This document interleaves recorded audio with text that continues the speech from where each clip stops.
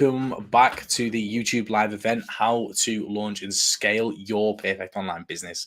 This is our evening show or late afternoon, depending on where you are in the world. And obviously, we save the best of the day till last.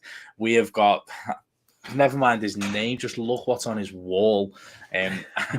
We've got Anthony, and Anthony is a massive, successful YouTuber, as you can tell by the plaque on just literally right behind him. Anthony, welcome to the show, mate, and thank you so much for being on. Yeah, thank you. Yeah, appreciate it.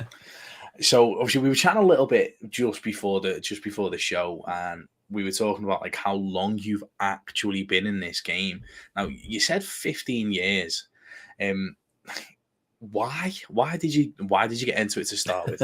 Yeah. So when I went to school, when I was in college, I was studying to do filmmaking and advertising. Oh, nice. Okay. And so YouTube seemed like a perfect outlet for that, right? I can put stuff on there. But rather quickly, like I realized, like, I could actually create a show. Like I can have like my own like channel and make a series, and have a show, like have my own show, which I thought was really cool. And so when I first started on YouTube, I started as just a creator.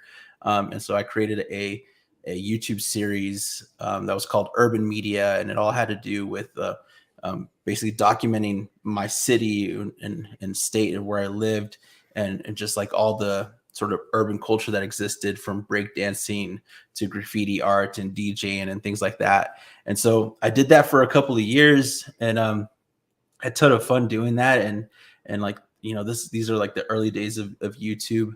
And it wasn't the time where like people were making long form content. It was like most of the content that existed on YouTube at that time were like 2-minute, 3-minute videos of people like lip singing and like cat videos, right? Like it was like nothing was coherent. TikTok is now.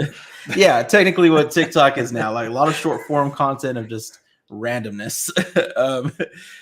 No rhyme or reason to it, right? And so here I was like, I'm making a show, and at first, like, like to sort of be ahead of that curve, like most people were like, what, why are you making these 10-minute videos? And like, and it was fun. But from that, like once I graduated, and like that became my portfolio, was having this like YouTube channel. And so then I got hired on right out of college to go work at a company, and this company sold iPhone products. So they sold like cases and things like that, and screen protectors.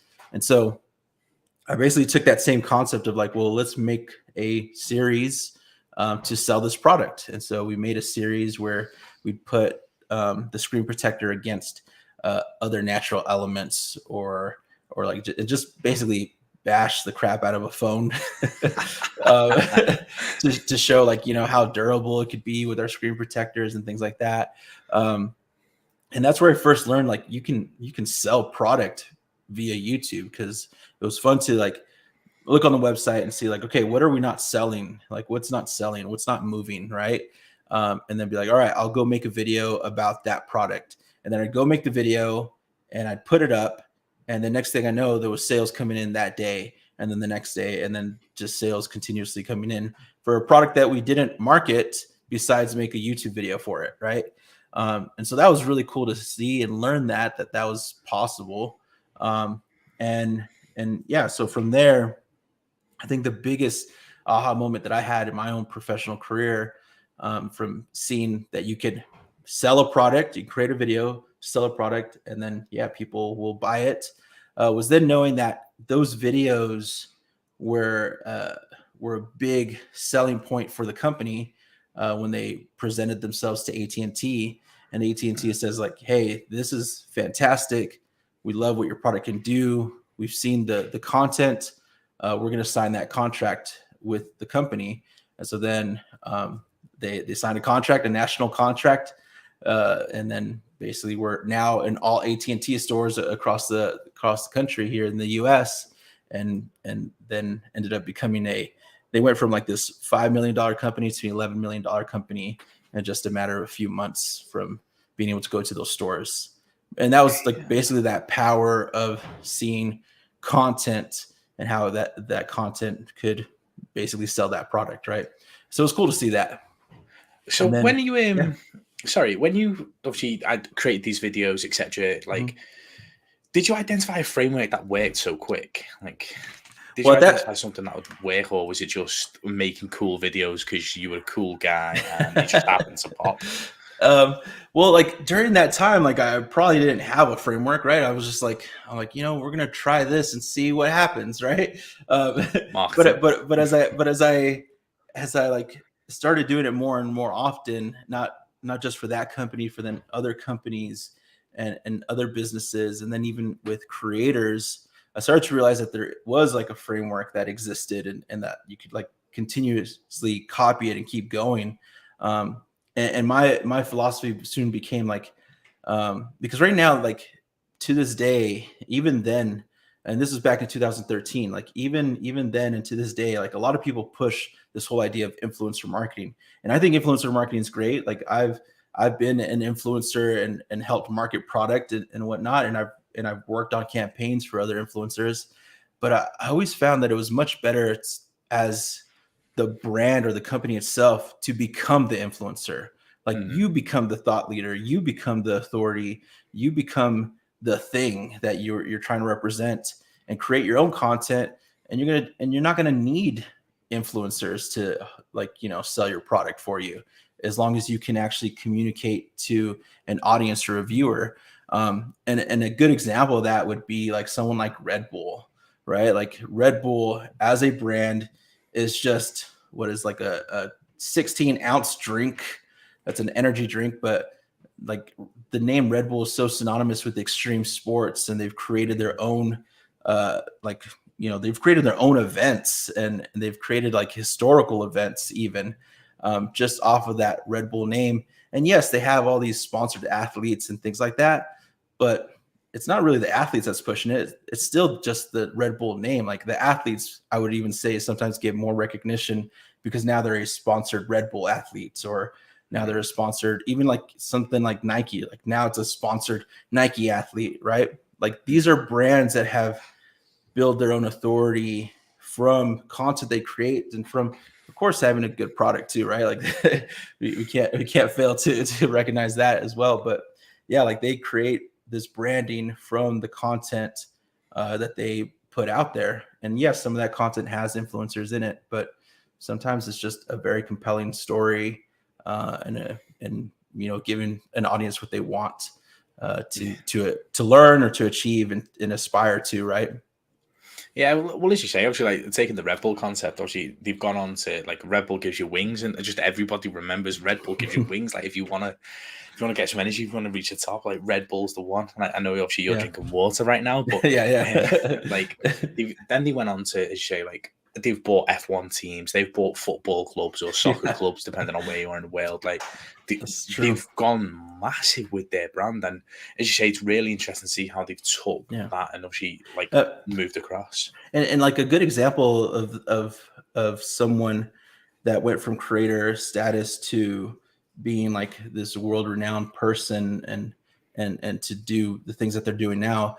Someone like Logan Paul, who was literally, when he first started, he was on Vine, and rest in peace to Vine that no longer exists. But he was on a platform that was basically TikTok in the past, right?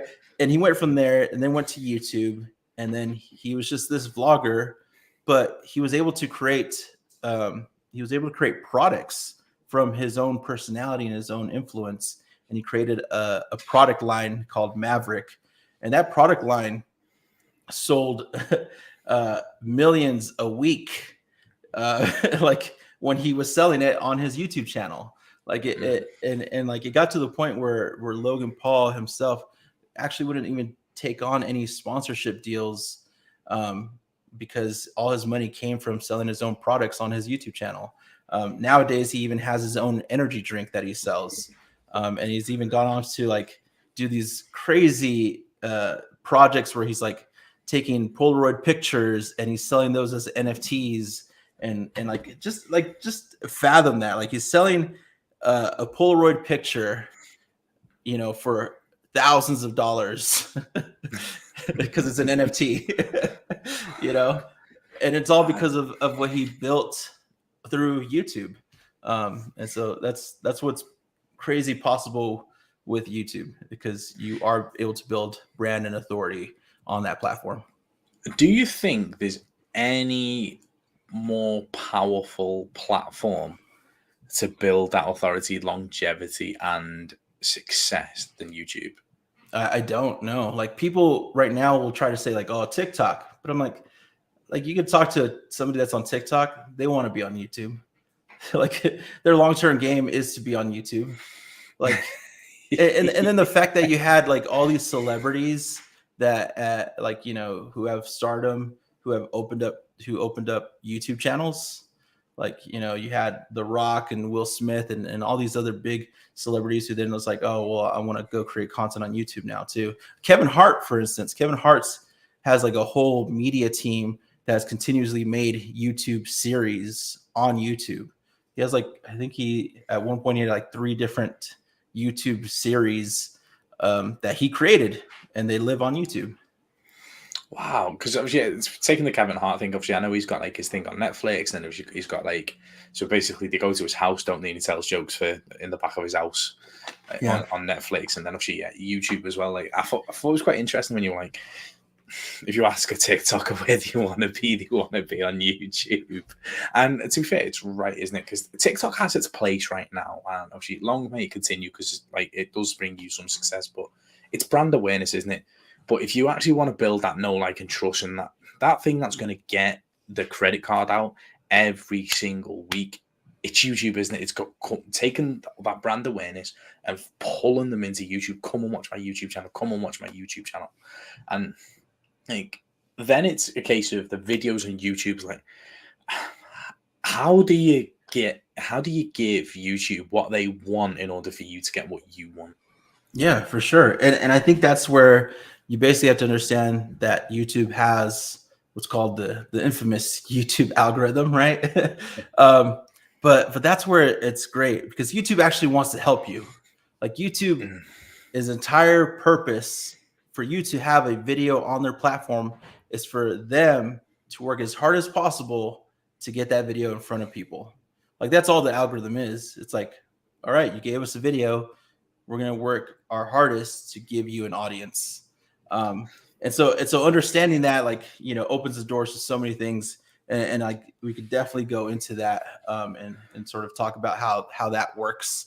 I absolutely love talking about that, because everybody thinks the algorithms are your enemy when they're actually, it feels like it because you're not getting it right, but they're actually your friend. They are the ones who are working for you to try and give you as much views as possible for you to continue creating content. So when you flip that and go, actually, they're trying to work for us, so let's find out what they want in order to give us more. I think that's definitely a concept we need to be diving into. Yeah, for sure. All right, so let me see if I can share my screen here. Share screen. Yeah. Share screen. Let's get some practical on the go. All right. Let's see. I see us. And do you see the slide now? Boom. All right. Okay. So, main purpose to YouTube's algorithm, which, by the way, it's multiple algorithms. So we're just for case in point, we're just going to keep it singular, but it's algorithms. But its main purpose is literally to help you find what you want to watch and have you keep watching more of what you like. That's what it is in a nutshell, right? And of course, it's a lot of code and programming and all that stuff. And so I'm about to repeat this same statement, the same purpose, in so many different ways so that everyone can have this fact ingrained in their heads. All right. So it's going to feel a little repetitive at first here. So algorithm is working hard to find the right videos for the right people at the right time. All right. So what does that mean? Well, like, I'm going to repeat it here. Help each viewer find videos they want to watch. So you, as a viewer, when you get on YouTube, you want to watch certain things, right? Now, there's 2 main reasons why people are on YouTube for. They're there to be entertained, and they're there to learn something. So they're there for entertainment value, and they're there for informational value, right? And so we now need to talk about this whole idea of maximum long-term viewer satisfaction. And that's like word for word how YouTube puts it in their documents. I had to read so many crazy documents from their engineering teams to like come to this understanding, but I'll be here to dumb it down for you guys to simplify it, right? So how does it do this, right? How does it go from like, helping each viewer find videos they want to watch, so want to be entertained or educated, and then how do they get this maximum long-term viewer satisfaction, right? So the way they do it is like, you as the creator provide information to YouTube, right? Like there's thumbnails, there's metadata, which is titles, descriptions, tags, subtitles, all that stuff, right? So this is the information that you're going to give to YouTube when you upload content and put stuff in there, right? And so then from there, you have what's called your engagement. So comments, likes, and dislikes, and shares, and playlists. You have interactions, so like actual interactions with a video or the video player itself. So like you have the chapters, the video chapters, you have the pause and play, you have rewind, your video player, site activity. All this information here is just the data that you're providing. This is supposed to say data, not date. So this is data, okay? You as the creator provide all this data to YouTube, right? And so then, so you provided all this to YouTube, right? Like your viewing habits, your titles, your descriptions, your thumbnails, your content.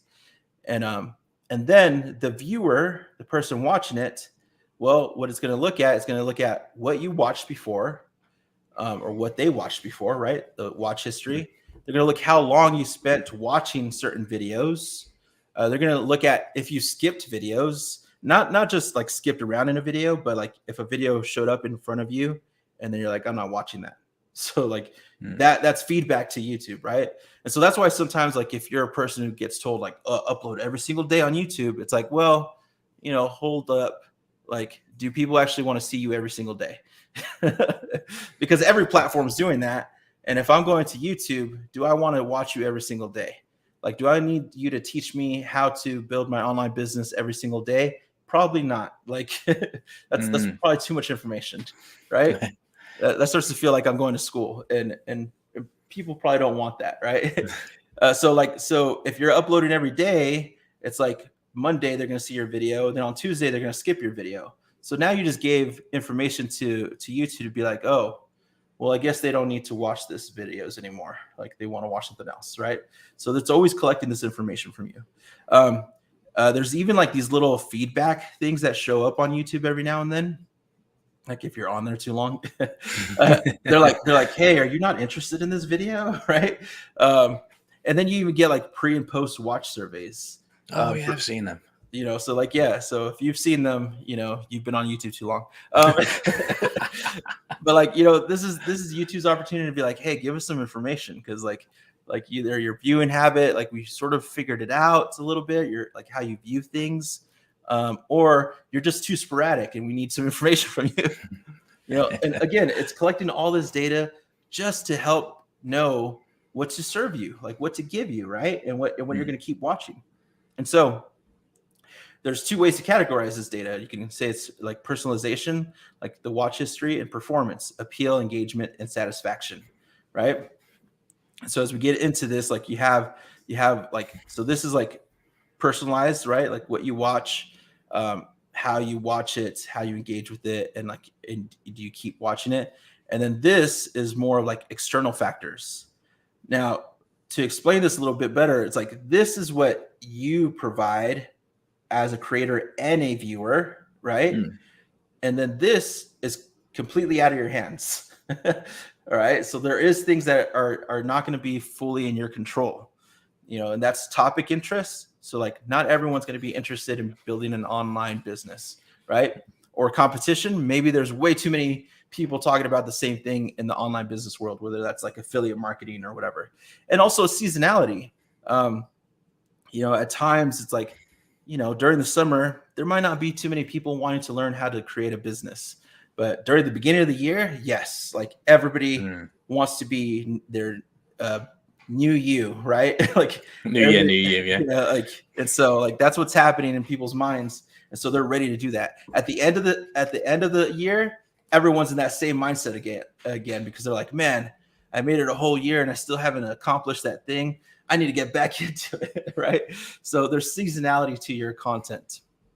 And so here's how YouTube helps you, right? So there's so many ways that YouTube is trying to get your videos to people. So there's the YouTube search, and I'll show you like a quick demo of how that looks. Suggested, the home screen, the trending button, YouTube mix, your hashtag search results. I'm going to show you what all these look like. And that's YouTube literally saying, okay, you gave us all this information, and now we're going to use all that data from you as a creator, from you as a viewer, from how even people responded to your content. And we're going to take all that, and then we're going to put it in all these places for someone to watch it, right? Like your subscribers, the notification feeds, like your community tab, your end screens, your cards, your YouTube stories, your YouTube shorts, your YouTube channel homepage, all different places for your videos to exist for people to watch them. Like, look at all these opportunities. Like, I don't know any other platform that's giving you this many chances to be seen.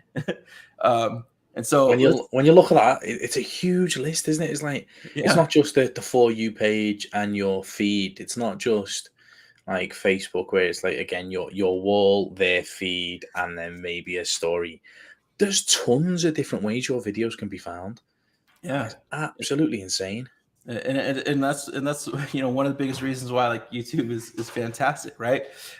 Before I get into these other ones, because I'm going to talk to you about how YouTube like can help you even more. Let me show you what these look like right here. Okay, so let me open up YouTube. All right, we're seeing the YouTube browser here. Yep. All right, cool. So so this is on my account. So this is gonna show tons of random stuff. Some stuff I'm subscribed to, some stuff I probably watched. I don't know. I'm gonna refresh it to see what else YouTube wants to give me. All right. So I remember doing this on a live like a few months back, and we'd just been watching like kiddie YouTube videos and just Coco Melon and like all those daft stuff popped up. And that's all you got. Yes. At least there's not a bunch of twerking videos. Oh yeah, imagine. No, missus, I've not watched. I have tons of stories about clients or working at corporations where they're like, hey, why does our YouTube account have a bunch of twerking stuff on it? I'm like, it's because whoever's managing it is watching a bunch of videos. So, all right. So here is the homepage. This is your browse feature. This is where YouTube is like, all right, you landed on YouTube. Let me give you, like, here's YouTube trying to figure out, like, what do you want to watch, right? And so right away, like, YouTube knows that I like movie trailers and stuff like that, so it's giving me some of that. It knows that I like Marvel stuff, so I'm getting, like, some video essays about Marvel. I'm getting some new stuff. I'm getting, like, more, like, filmmaking type things. I'm getting, like, this 3D printed shoes because I like I'm a sneakerhead, so I like collecting shoes. I'll get some late night stuff. I'll get like this fire pit thing, more news, and then like a YouTube related thing, right? So this is the variety of stuff that's trying to show me to be like, all right, here you go. Which one of these, are you interested in watching today, right? And so it's trying to sell me something. It's presenting some stuff to me, right? Now, if I were to go to one of these channels and I started watching some of their videos, watch like maybe 2 or 3, and I come back to the homepage, I'd get another one of those videos presented right here for me. If I just subscribe to a new channel, I would get that video from that channel shown to me right here. It happens instantly. Now down here, I get like YouTube posts. Like this is from the community tab. And so like for anyone who has the community tab on their YouTube account, please use it because those posts will appear here. All right. which is really great. How'd you get a community tab? So community tab, you have to have at least 100 subscribers or 500 subscribers to 1,000 subscribers, and they'll open it up to you to be able to use it. Yeah. So it has a bit of a limit. I know they're doing some tests where they're trying to give it to people sooner, and so it's dropped down to 500 subscribers now, which I think is great. It's a great feature to have to be able to bring attention to subscribers who, like let's say you don't upload constantly, you upload like maybe like once a month or once a week. like having the community tab lets you create content that you can show at least daily there, right? And what's nice about community tab is that you can literally use it like any other social media platform. You're posting images, GIFs, blog posts, things like that. I love it. And so if I keep scrolling down, it's going to keep suggesting all sorts of things that I could watch here, you know, from people I'm subscribed to, from other channels that I might have watched or that are very similar to channels I've watched. So you can see a lot of that stuff there, right? All right. Now you see these things here. Like this is also like sort of a new feature where it's like, hey, you know, here's some like sort of hashtags or categories for stuff you might be interested in. So like if you like trailers, let's click on trailers, and now you're just gonna get a bunch of trailers. Or if you want comedy, you can click on comedy, you get a bunch of that stuff. If you want music, click that, you'll get a bunch of music stuff. So like it's even categorizing things based on, you know, what it already showed you and organizing it to you very easily. You can even see here, it's like, hey, here's recently uploaded stuff from people you're subscribed to or people like you're subscribed to. And so like it's giving me a lot of that stuff too, right? And so if we click on the side here where it says explore, this again is giving you more categories. It's giving you like the most viral videos. Like that's like your biggest hits there for like most of your stuff. Then you have your shorts. We're not going to talk about shorts, but shorts are there. You know, subscriptions, this will show you who you're subscribed to. So you can see like, you know, the latest stuff there. Originals, that doesn't matter too much, but let's go into like a video from someone. Let's take it from the homepage here.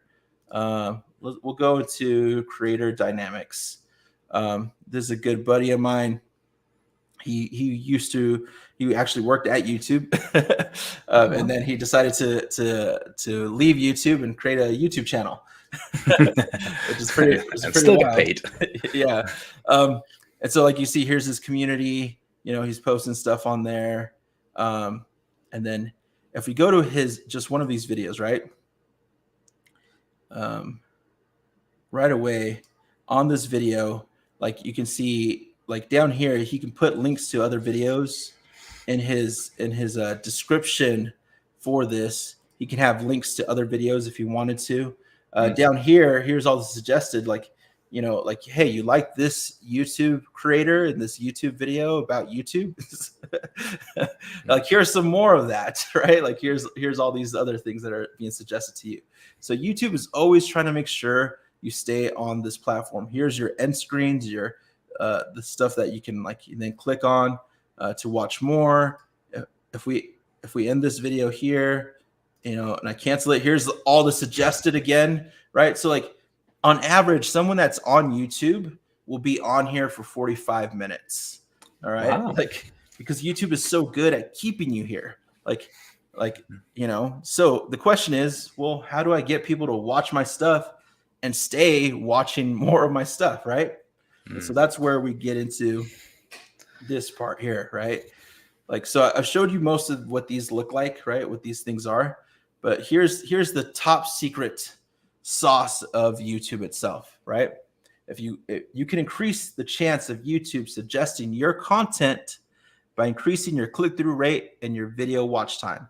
So what is a click-through rate? Well, click-through rate has to do with your title and your thumbnail. All right, so let's go back to this browser here. Let's go back to the beginning of YouTube. Boom, right here, right? So here's the content. Here's these thumbnails. All right, and then like the first thing that people are going to always look at is the image, is the thumbnail. That's what's going to get people attracted to it. Next thing they're going to look at in just like a few like split seconds is the title, because they want to know what this video is about. Those two pieces of information are so important that's what's actually going to make someone say, I want to watch this video and click on it. Right? That's it. Like that's the first part of the equation you have to solve when it comes to YouTube's algorithm, right? Is how do you attract someone to buy your thumbnail and buy your title? Those are those two main factors for them to actually click on your video. All right? Like, so I mean, you know, for you, which one of these videos seems interesting to you right away? So the Deadpool one popped, and then the Logan Paul one popped only because of the influencer status. So those were the two ones. Ironically, both were white. Yeah. So I mean, these do pop right now because I am on dark mode too, right? So like that contrast is hard, and that's one thing to note. Like, you know, they're like having a good solid contrast in your thumbnails will definitely, you know, make things stand out compared to everything else, right? But yes, like you have the Deadpool because everyone loves Deadpool, and then you got Spider-Man there, so it's like, well, this is really interesting. So what is this video about? It says Deadpool 3 announcement, major X-Men, and it's cut off. So it's like, man, it's leaving me with this cliffhanger. Here with the Logan Paul, it's like 20 women versus one side men, Logan Paul edition. I have no idea what that means. But, you know, if I was a fan, then it's like, all right, I got to watch this now, right? And so like right away, we can click on any of these and start enjoying it and watching it, right? And so that's the first part of the equation. But the second part was video watch time, right?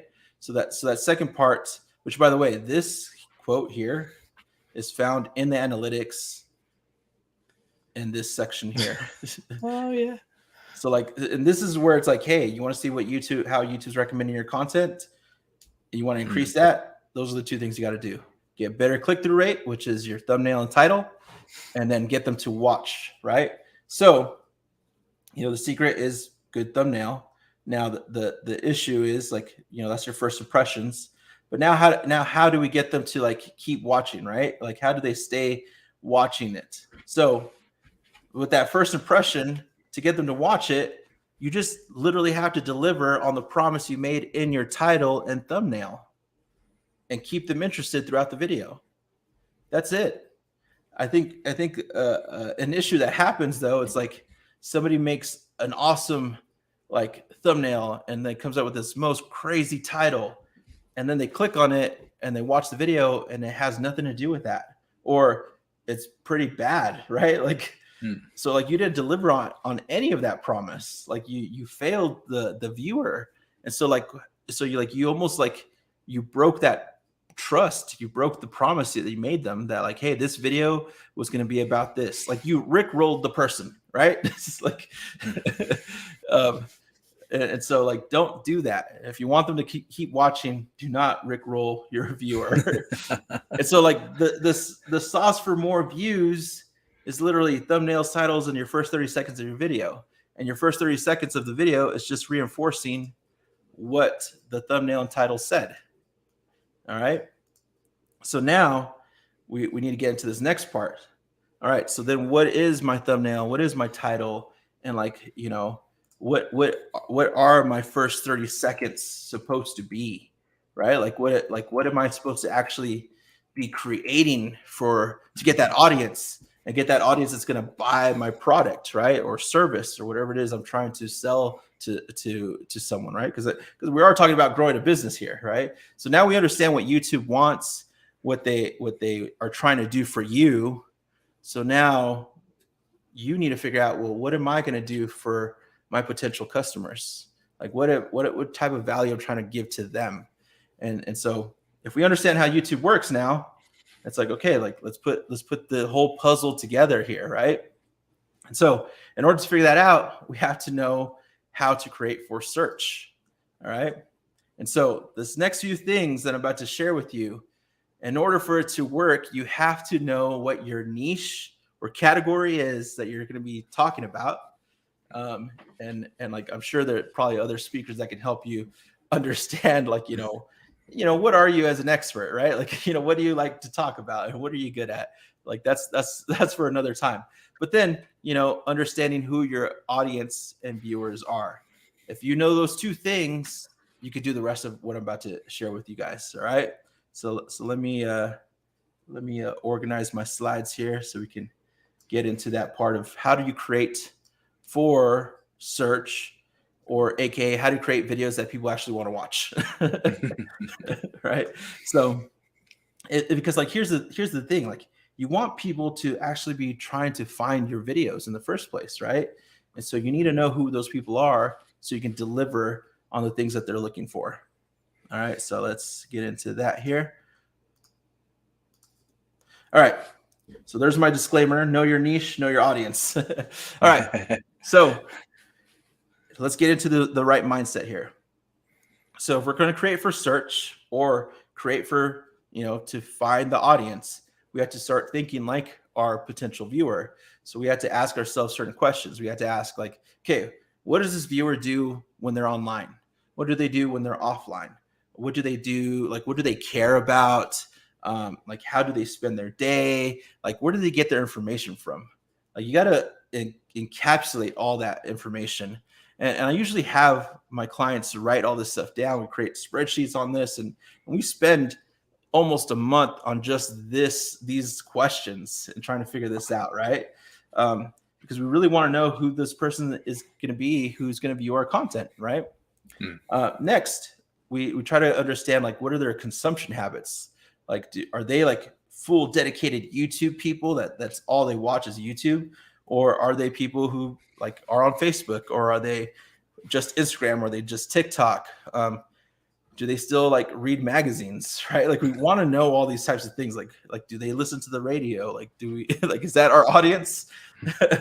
And then more than anything is like understand where they find answers to their problems.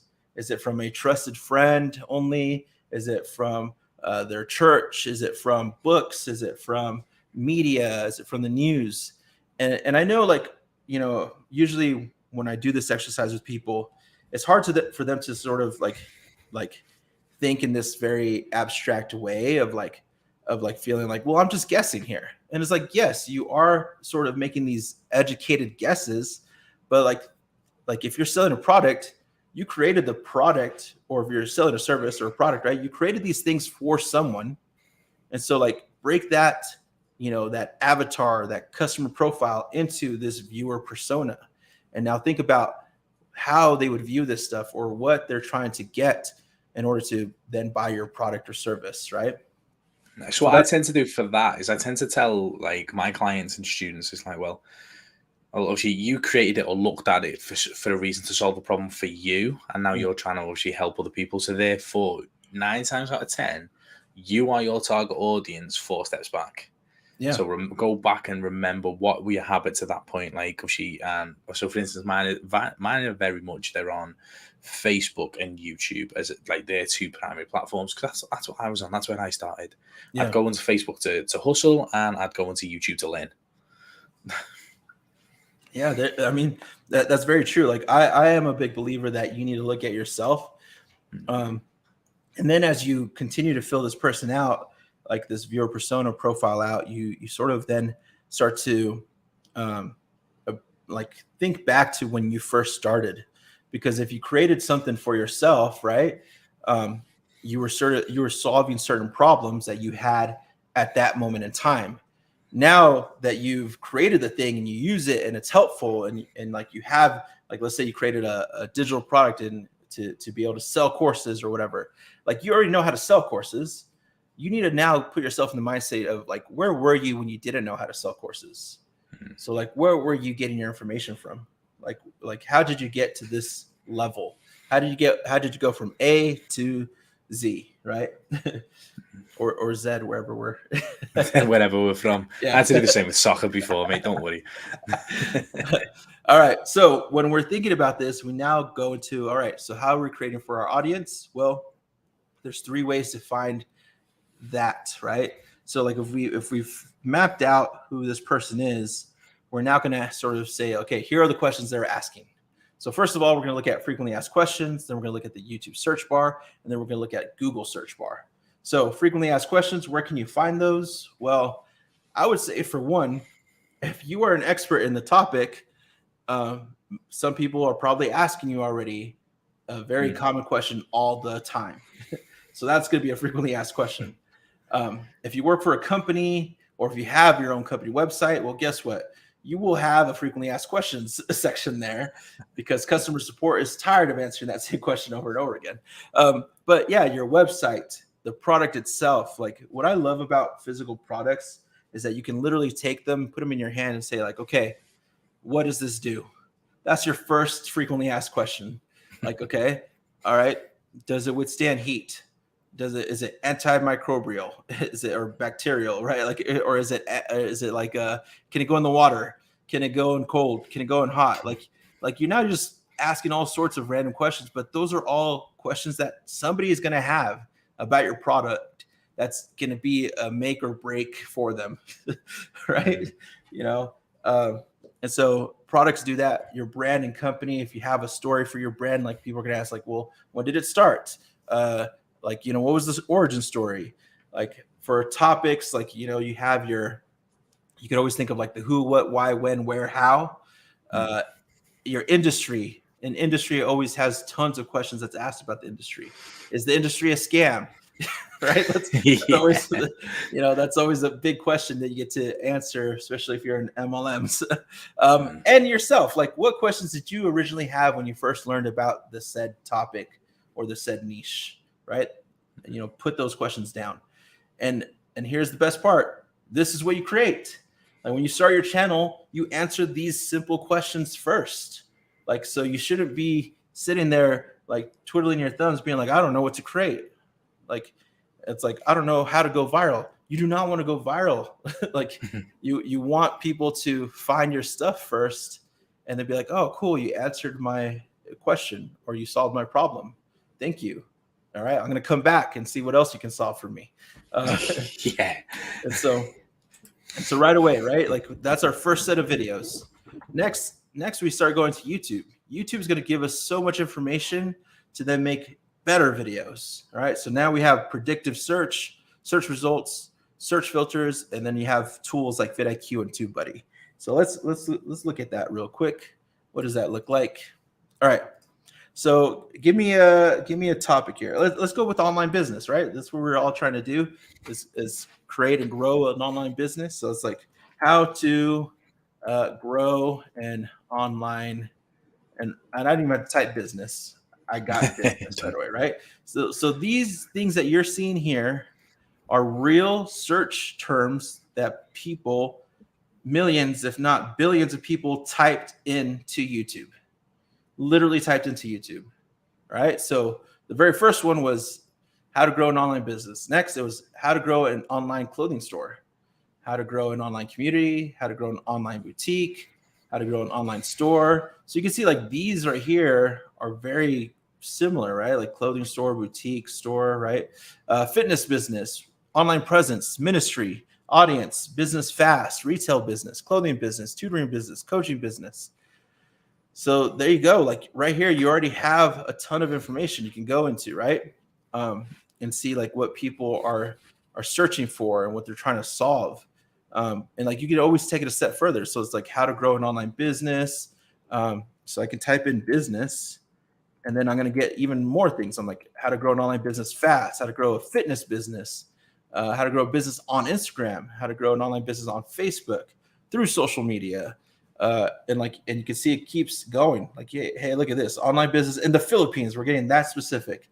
So now I'm going to hit enter, and I'm going to get some search results here. And from these search results, now a lot of this is going to be based on my viewer history too, and stuff that I looked at. And so that's what's going to try to pull up in front of me, and that's okay. You can do incognito to see what YouTube thinks would work without knowing you. But I think it's all right to have your own channel and do it this way. One bonus pro tip that I'll give to everyone, like create a channel, or not a channel, but create a YouTube account that's just for research and only research your topic on that channel.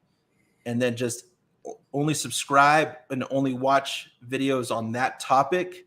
And that's it. And you're going to get like the best encyclopedia or the best reserve of just your niche and industry from only creators that talk about your stuff.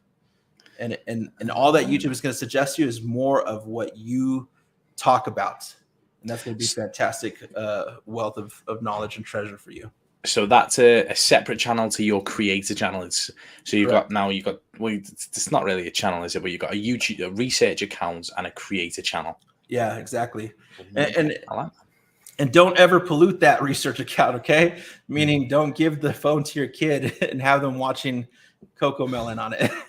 Yeah, and that's one also issue. and also don't watch other stuff on that channel. That channel is only like when you go to that YouTube account, it's only for research and just watch stuff within the scope of what you're trying to find. Because all you're going to get is YouTube suggesting you more of that. And it's going to be fantastic to see. You're going to learn about channels that you never knew existed that have millions of subscribers and have millions of views. But you thought, oh, I thought there was only like 5 people who were like the top in e-commerce. No, you're going to find like 20 people that are like amazing at e-commerce or amazing at online business or affiliate marketing that you never heard of. And you're going to be like, wow, like millions of people have subscribed to this person. Millions of people have watched their videos and I never knew about them. It is pretty I come fascinating across to new see people every single day that Yeah. like I was like, well, especially when like it's how to grow a YouTube channel and stuff like that, and then some people just pop off. I was like, where the hell did you come from? that. I was expecting the same guy who's got his Tube Buddy t-shirt on all the time, and Yeah. it just wasn't the case. That's very true. All right. So here, like on how to grow an online business, right away, we're getting some stuff, right? We get like, you can make this video.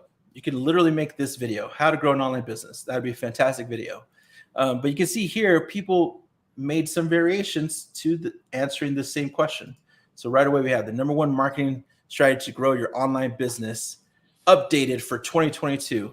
I love anything that has a year behind it because psychology tells me that I'm going to watch that video, and so is everyone else. One of my clients was Neil Patel. We literally took a lot of his, how to do SEO videos for 2018, and we just went back to that video and put 2019 at the end of it, and people watched it. and I did have him recreate the video for 2019 a couple of times. But if I go back to Neil Patel's channel, he's going to have that same video that was made in 2019, and it'll say how to do SEO in 2022. I've seen that, and I looked at, like, obviously sometimes when you look at it and you see the created date or the published date, and you're like, how are you creating a video 4 years ago for 2022? Well, I mean, 9 times out of 10, the principles stay the same. Yeah, and that's basically the idea behind it. It's like, well, not much changed, so it's still the same thing, but I want people to watch this video. And not many and not many people will catch it, right? So and the people who do catch it and complain about it, it's like, okay, whatever. Just go do the same for your videos. Yeah. But that's also one thing that you can honestly do every single year. If you make a video, like you can go re-optimize it or just remake the same video again. People in my space, in the YouTube space, will make hundreds of videos around how to grow your YouTube channel in 2022. Right now, like within the next month, I'm probably going to see a lot of people saying how to grow your YouTube channel in 2023, which by the way, like pro tip here for everyone, go make those videos now for the next year. Like be ahead of that curve. That was like one of the first recommendations I made to Neil Patel was to be like, all right, tell us the predictions for digital marketing in the coming year. And everybody watched it because Neil Patel is that, digital marketing expert, right? So they want to know what he has to say about the upcoming year. So like, boom, he went right to it, right? All right. So now going back to the search here, it's like, here's how to grow your online business on Instagram. Here's how to grow it, promote a small online business. And so like, you're seeing all these like varieties, right? You have a small business, one for Instagram, one for clothing, one for organic, one for like, in 2 months, how to do this. Here's Neil Patel with his e-commerce. And so like, you can see all these slight variations by percentages, by the how big it is, how small it is, how fast you do it, what year you do it in, like what price, all this stuff. And that's still, all of these things are still solving this one question, right? But they're also, all these videos are also speaking to different people, right? Speaking to a different audience. Like, so like, let's say we're trying to grow an online business. Like out of all these people, who do you think we're going to be more likely to listen to? Like, just you and me, man. Like who we choose here out of these 4? All right, okay, let me get this on a bigger screen, right? All right, go for it. Here we go. So I would go with. I would actually go with Project Life Mastery. Yeah. Yeah. He says he's the most updated one, even though he made it 5 years ago. Um, That, and I recognize his face. yeah, you recognize him, right? Now that's not to say like these two other female creators is like, oh, they're like, they don't, I just don't relate to them. But there's a truth to that. We don't relate to them because she's talking about scrunchie business. Like I'm not making scrunchies, right? And she's talking about an Instagram brand business, but I'm not trying to do Instagram. So like these don't apply to me. Here it's Gary V. I know Gary V, but he's just talking about a business in general. But I'm trying to look for an online business, so this is the best choice. And that's also what YouTube has decided too. It's like, hey, this is your best choice. This guy right here at the top. But at the same time, it provides you with all these different alternatives, right? Of like maybe you want to learn these other variations to solving this problem. But this is also why knowing your audience helps you understand how to compose that thumbnail and how to compose your title to be like, this speaks to the person who wants to learn how to grow this online business when it's small or when it's just starting or when they want to make X amount in a few months or when they want to increase it by 5% or 50% or whatever it is, right? Like this is what YouTube says, hey, here you go. But this is also your opportunity to then be like, I need to get this specific sometimes, or I need to be a little more general. It's all up to you knowing who your audience is. All right. I talked about filters, right? So here are the filters, literally right there, filters. You can click on, let's say this year, I want to know how many videos about how to grow an online business popped up this year, right? And so I'm going to get a bunch of that information in a little bit, but I actually also want to know how many of them have a high view count because that's going to matter to me, right? So it's going to aggregate all these like videos. Boom, we have one here. So this one says the laziest business you can start in 2022. Man, that's a great title, right? It's a short, even better. I can make a long form content video about what are the laziest businesses you can start in 2023. For anyone that's just doing general online business, here's your video free of charge, right? But like, look at these videos that were created this year, right? Grow a successful drop shipping business. Man, people are still talking about drop shipping. Yes, they are. Enough for 2 million people to watch it, right? And then you have this one, and of course, like some of these channels are bigger and some of them are smaller. But it's interesting to see what's populating, right? And what they're talking about. 21 useful digital marketing tools to grow your business. That might not apply to you guys, but like you can again use these search results to see what people talked about and what went well for them and what worked. And like, yes, sometimes you'll see like, oh, but he has like, 793,000 subscribers, right? Of course, he's going to get 100,000 views by it. But sometimes you'll find a couple of outliers where you'll see like, oh, this video only has like, so this one right here, this video only has 5,000 subscribers, but it got 363,000 views, right? Is this an ad? Maybe, you just need to look at it a little bit more. But there's some like this one has 7,000 subscribers, but they got almost 400,000 views on this.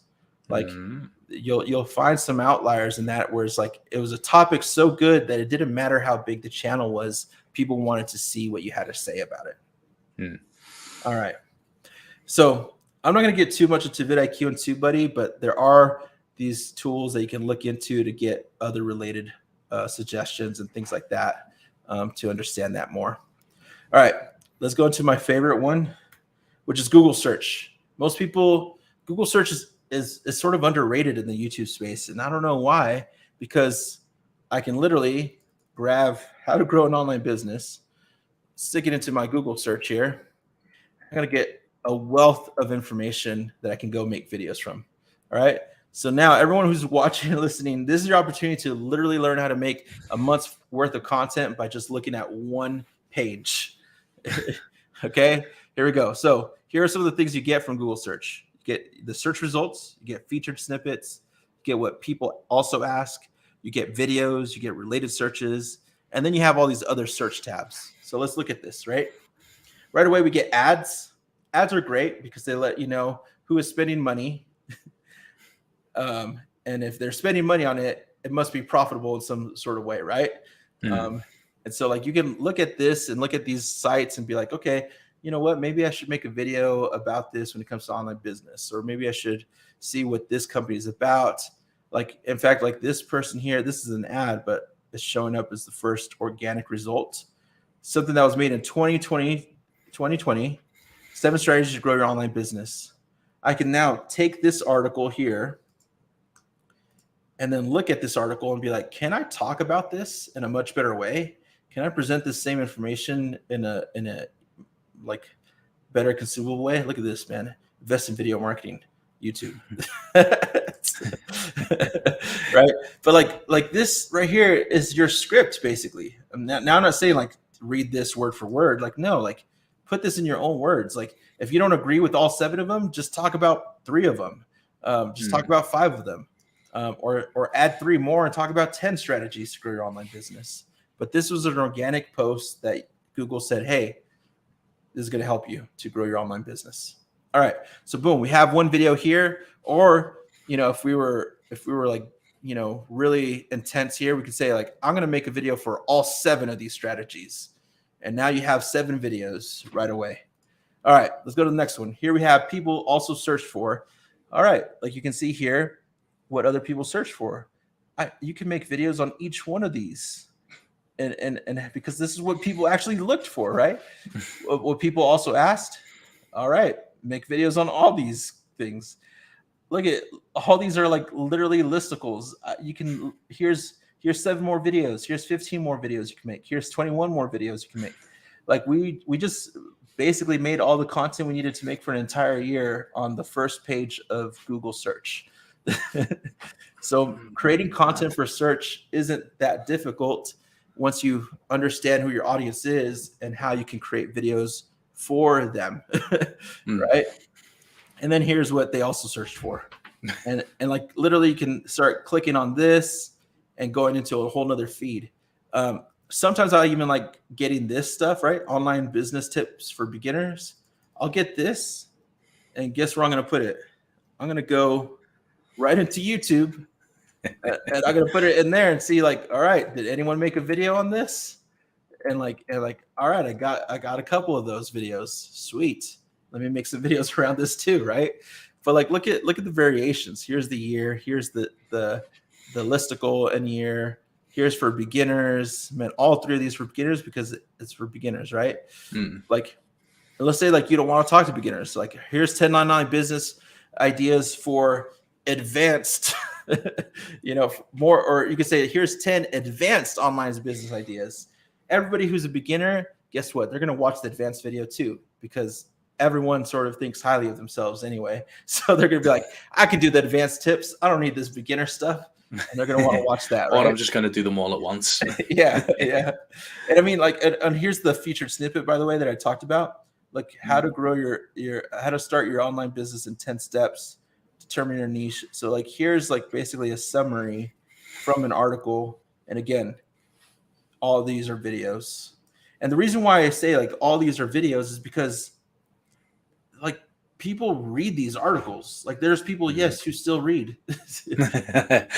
but for anyone who doesn't want to read how to do this, man, make their life easier and just create a video. like create a video around that concept, and they're gonna watch it because no one else took the time to make the video around it, right? And part of your scripting process, part of how you should title it is already finished because it literally is already out there on Google for people to consume, and they have consumed it because it's on the front page of Google. And so yeah, so it's already give you the best sort of suggestions for a title. Like it's already give you the best sort of like content pieces, what was included that kept them there for the lens. Like as you say, it's just the optimized version of what you need to go and create with your own voice, tonality, and spin. Yeah. Because here's the thing: like each one of you that is making a video, and as you're presenting this information, you have your own personality, you have your own look, you have your own vibe, your own style, you have your own experiences and stories and knowledge and opinions. all those things matter to your potential viewer, right? That's why somebody's gonna either watch this other YouTube expert versus me, or someone's gonna relate to me instead of watch the other YouTube expert, and because all those things matter, and they play a role in how you brand yourself, right, and who you're trying to reach. I did want to show this, so I talked about the company that I worked at, that made the screen protectors and all that stuff. I want to pull up one of the old videos if they still have it on their site. I know little by little they've sort of removed them. But the idea was where did I come up with the framework or the concept to create a series for this company to then make some videos for them that would then make money and sell product. Well, for one, the first thing I did, and let me share my screen here again. The first thing I did with them was I basically followed this framework, you guys, right? I answered the simple question of, well, what do people need to do? Well, they need to know how to install the screen protector for their iPad. So I made a video on how they can install the iPad screen protector, right? So you can see 9 years ago, this is when I was doing this, right? 7 years ago or so, so I made a lot of install videos on how you can install the products that we were selling to make it easier. So and the other thing is we put these same videos on the product page, and so people can watch them on the product page and get the information they needed so that they can feel confident to buy the product and use it, right? So it's we made install videos. We don't want customer service to be bogged down with how do I install this, because I don't understand the written instructions you put on the package, or I threw the package away. So so it's all right, let's make an install video. So we made install videos, right? Well, what's that? 14K views, 10K views, 17K, And so then this was the series here, right? So the product had features on the packaging, right? And so for instance, this Screen Guards Pure, the feature it had was extreme scratch and impact protection. What does that mean, right? Well, let me show you what it means. That means that you can do this to the product, right? It's oh, here's my question. Is your iPad mini safe on a workbench? Well, I don't know why anyone would have it on a workbench, but we decided to have it on a workbench, right? And so we show that it's a real iPad. And then here we are hitting it with tools that you find on a workbench in a garage, just a one-shot thing, right? We're just hitting it and a drill, pressing down on it, hammering a nail on top of it. I don't know why anyone would do this. There's a hammer. And there's no scratches, Yeah. And and I'm sure anyone out there is hey, I need a screen protector now. Yeah. Some more sales. Yeah, and this sold thousands of dollars in product, for this little iPad mini screen protector, right? And so and we did this for so many videos this. That was the series for that one, right? We did it again for the iPad mini on a different product, same iPad mini. Now it's we're talking about how it's virtually indestructible. And then here was actually this was probably one of the first ones we did. By the way, it was sort of therapeutic when I worked there, because I used my we're a small company, so we didn't have extra phones that we could use to do this on. So sometimes it was my phone, or sometimes it was my boss's phone.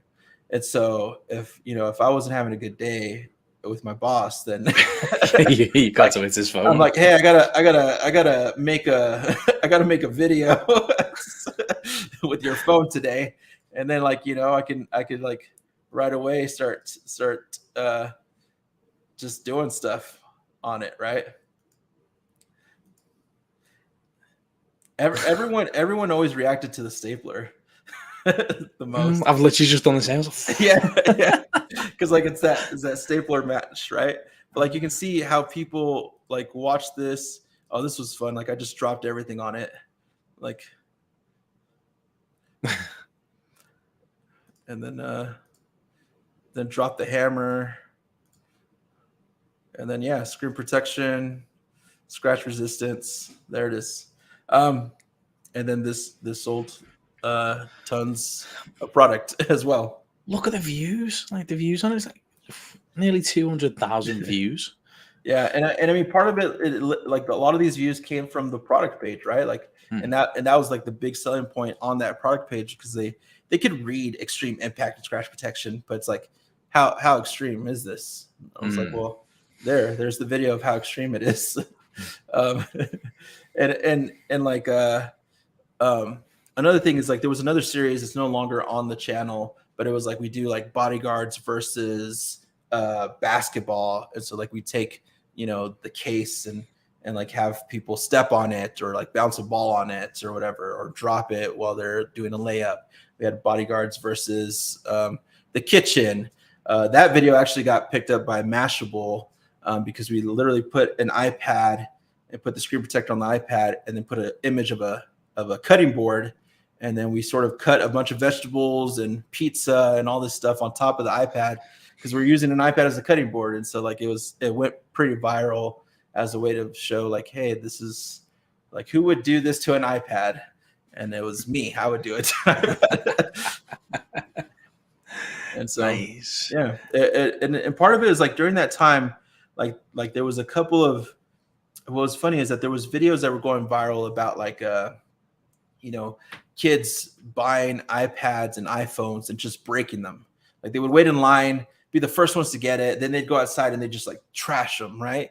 And like, or sometimes people would open the box, they would fall and get scratched, like, and so like, it was sort of playing off of that idea of like, man, look at all these people damaging their phones, or the brand new phones already damaged.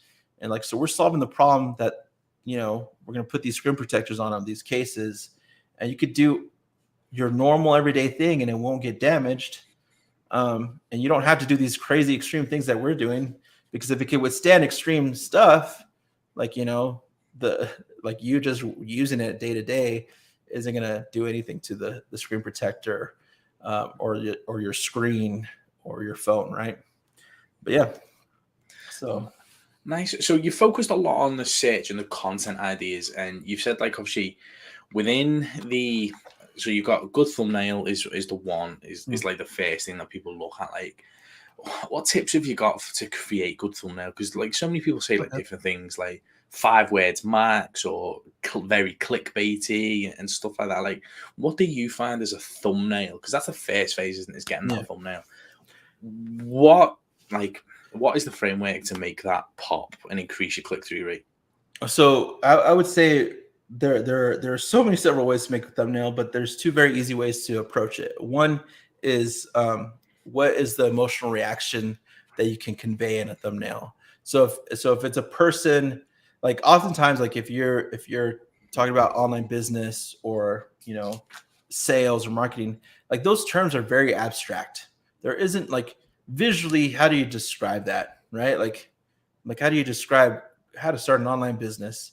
Like, well, that's sort of hard to visualize. So one way you could do it is literally, we're gonna show you how, like, yes, you can look at YouTube and see what other people did with theirs, but then after a while you fall into an issue of like, now you're doing the same thing everyone else is doing.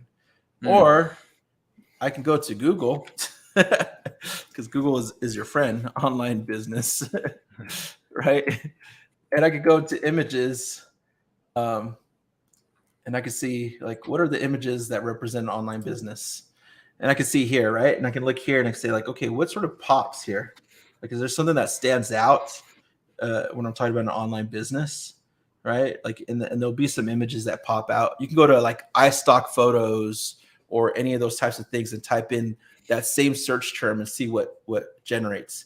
Because you got to remember, a lot of this is based on people, like this is based on Google thinking like this is what you want. On stock images is based on like sales and like what people looked at and clicked on when they put in a search term. And so right away you're getting like already information that it has been like sifted through and says like, hey, this is solid. Like this is like the best depiction visually of an online business. So we could take, like, let's say we're going to take this thing, right? It's like, ooh, online business. Like this is something that stood out and looks really nice. We can go purchase this stock image, or we can recreate it ourselves. And then, yeah, you could just have sort of like an image like this, right? Now, if you're like, well, I don't want it to be too stock photo-y or whatever, well, it's like, okay, then like let's add some text to it, right? Let's hone it down some more. So like you see here, someone added all this text for this thing here, right? But like, you know, it doesn't look that great either. So it's like, all right. But here's the thing. Here's one trick to understand too. Thumbnails don't always have to be beautiful. Like there are so many channels out there that make terrible thumbnails, especially in the affiliate marketing space. I'm sorry for my affiliate marketers, but all your thumbnails are ugly. Like, but they work. Like people are still gonna like go watch stuff for affiliate marketers. You know, these are not the greatest thumbnails. Like they've been getting better over the years. Like I used to just see, all I always see was like yellow green thumbnails all day long. This is one of my students and clients, Spencer. Look at these beautiful thumbnails. Like that is a beautiful thumbnail right there, right? Literally everything you need to know to start an affiliate program. Like look at all those questions and just him there. Like he took an abstract like concept and like described it to you of how that feels, right? Like, so like you can look at this and be like, I could do something similar to this. Like everything you need to know about growing an e-commerce business. And I could create sort of the same imagery, right? But instead of being in the middle, I could be on the side, or I could just show my eyes, like half of my face, and have a little thought bubble that has all the little things on there. You know, and really this is like, when you look at this thumbnail, it's really just a word brain dump type thing, right? Like a brainstorming session. Like that's all it is, except instead of saying like affiliate marketing in the middle, it's his face. And the thing is, he can put his face on there now because he's really well known. Like people recognize him, so it is better to have his face on there. When you're just starting out, sometimes it's not necessary to have you on in the thumbnail. To give an example of this, I would say like my dad's channel that we built out. Like when we first created his content, a lot of his content was just the thing. Like, let's go to videos actually. So a lot of his videos were just like, here's the design, right? Like there it is. There's the design. But now it's like we can put his face in the thumbnail because people care who he is now. Like, you know, people want to see him and do that stuff. And so like this is, and like thumbnail design is always going to depend on your genre and category. Like if you're talking about like abstract concepts, you need more rich visuals that can describe it. Or you need some text to like, you know, hone it in some more, right? Like for instance, like we can look at like Alex Hermosi, right? He had some great thumbnails. A buddy of mine works on his channel, and you can see he has a lot of abstract concepts, and he's having like fun with them, right? Like you know, like there's the comparison concepts, which are always really easy to make and help a lot if you're trying to tell like a good story or a good narrative there. You know, now here it's like Alex can talk about, you know, 50 million in 6 minutes. Like a lot of us are not going to be able to talk about that. Right. But like, look at this concept right here, right? It's like, my employees don't take my business seriously. They're serious. Why? And it's just, you know, sad Alex. It's like in an office space, right? Like that conveys emotion. And now you read it and you're like, oh, what is he talking about? Like, why is he saying that? Right. Here's this thumbnail, which is the simple managerial framework that changed, I assume, my life or something, or my business.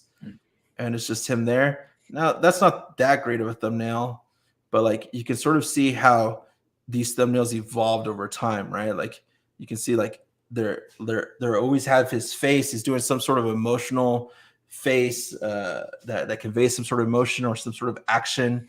And then you have some simple stuff. Like I like this thumbnail here where it's like the biggest mistake that stopped me from getting past 3 million. And it's just showing him scratching his head saying negative word of mouth. Right. And so that sparks curiosity. So like, so your thumbnail needs to do two things, by the way. Like it needs to show some sort of, it needs to trigger some sort of emotion in you. And it needs to convey some sort of curiosity, but also needs to tell you a little bit of what this video is going to be about, right? And that's what makes creating thumbnails so difficult, because it has to do so much in a split second, right? Mm-hmm. And so I would say oftentimes, like when you're making a thumbnail, like, you know, you do spend a good amount of time on it, put it out there, and then, you know, keep making your thumbnails. Like, in fact, I wouldn't actually, I don't say like, I wouldn't suggest making just one thumbnail for one video. Make multiple thumbnails for that video. And then sort of, because like each iteration of that thumbnail, you're going to sort of be like, oh, you know what? Like, I think I could do this way better. Like, you know, this thumbnail that I designed like seems so bland. Let me try again. And then you do a different one, right? Ideally, it is nice to have a graphic designer so you can just pitch ideas at them so they can do stuff, right? And so there's that alternative. But if you're doing it yourself, like just try to break it down to answering those three questions. Like, hey, does this spark some curiosity? Does it actually tell me what this video is about? And does it trigger some sort of emotion? Like, because what emotion am I trying to give someone? Like, am I trying to empower them? Am I trying to make them feel sad for me? Am I trying to get them to be happy for me? Am I trying to, like, if I'm solving a problem, like, do I want to show how, you know, like, do I want to show a before and after? Before and afters are always so powerful, right? Like, it's like, here's me broke. Here's me making money. Here's me not knowing the answer. Here's me knowing the answer, right? Like, it's like that conveys the emotion quickly. That also shows curiosity really fast, because you're like, well, what'd you do? Like the quick question is like, well, then how'd you get from, like, especially with like, you know, fitness, it's like, well, how'd you get from being like that to this? Like, you know, how'd you go from peasant to Roman god? Like, or Greek god, right? Like, it's like, what happened? And so like, you have to watch the video to find out. Love it. Okay, cool. Nice one. So do you know what, mate? I've literally took up an extra 20 minutes of your time. So we will start to wrap this up, mate. But it's been absolutely fantastic. There's been some real good, like, little golden moments. Like taking right back to the start where you actually mentioned about videos and seasonality. I was like, oh yeah. I was like, obviously, because obviously we create videos all year round, don't we? And the fact that obviously share like the whole concept of like new year, new me, and obviously that should probably spike people who are looking for more online business. So getting that prepped and ready, obviously, to hit those cycles, I thought was really, really interesting. Because I was sat there thinking, well, people are interested in online business all year round. Well, they are, but there will be a spike and there will be a trend based on that whole thing. And the same with fitness and stuff like that. So I thought that was pretty good. Then obviously to add to that on the seasonality, because like, you know, there's a middle part, right? The summer. So the way you can still conceptualize like, hey, start an online business is show the cool things that you can do in the summer because you have an online business. Like, so now you're putting them in the psychology of like, oh, that could be me. That could be me traveling to Disneyland if I had an online business. That could be me going to the Bahamas if I had an online business. Now you sort of frame it that way, right? Like, you're like, oh, I want to be able to do all that cool stuff, but I got to start my online business. All right, give me the program, because I want to be there next year. No, you're right on. You're like taking the seasons and integrating it into your content. So I thought that was really good.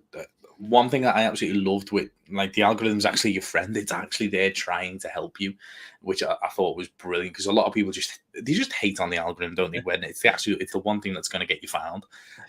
So people give the algorithm the hard time, but it's not the algorithm, it's the human that needs to change.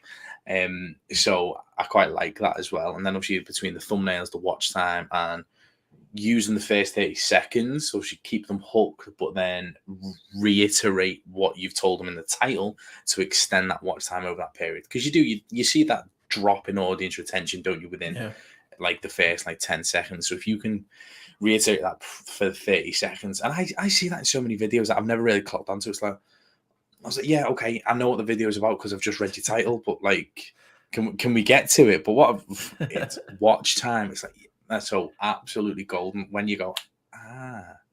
Yeah. So I love that, mate. That was like, oh yeah, of course. It was. I felt like you just slapped me across the face and went, wake up, Brian, come on. Which was pretty cool. Now we've spoke a little bit and we touched in the middle, which I thought was quite good, about video creation and how to get your ideas and stuff like that.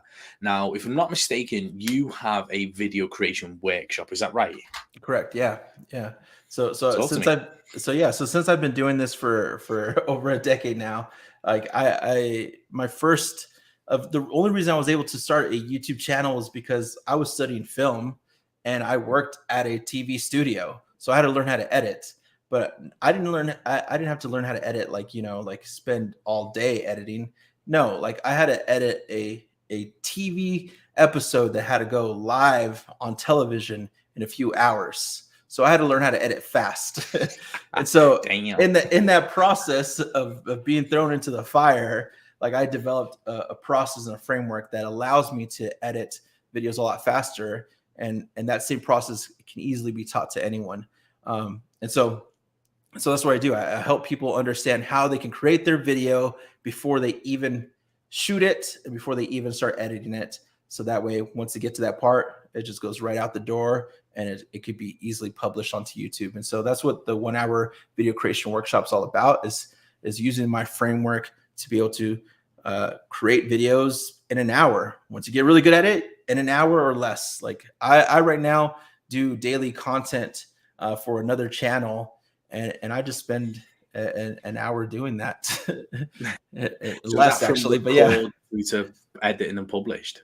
If I had to add recording, since it's more of a daily vlog, it's probably like, another hour like throughout the day, right? The day. Yeah. So it's 1 hour today of filming stuff. If that, like, honestly, we like probably film 20 minutes throughout the day. And then, then the next day it's an hour from editing to publishing. So like even creating the thumbnail and all that stuff gets put out. So that's why I'm able to do it. And the thing is, like, this framework can easily just be passed on to an editor. So once you get to the point where you can hire an editor, just give them the stuff and they could just create the video the way you visualized it and want that video to go out.